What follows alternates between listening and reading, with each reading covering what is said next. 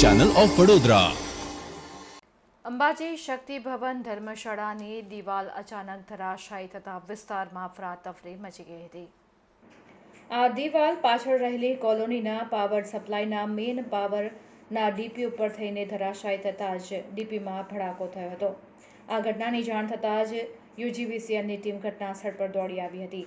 સદનસીબે મોટી દુર્ઘટના થતી ટળી ગઈ છે। દિવાલો જર્જરિત થઈ છે, જેના પગલે જૂની દિવાલ ઉપર નવો કોડ બાંધવામાં આવ્યો હતો। તો શક્તિ ભવન ધર્મશાળાના સંચાલકોએ જણાવ્યું હતું કે ધર્મશાળામાં નવું બાંધકામ થઈ રહ્યું છે।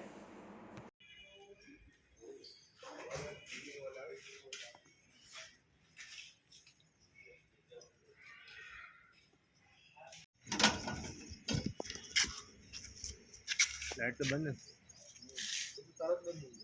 हार गई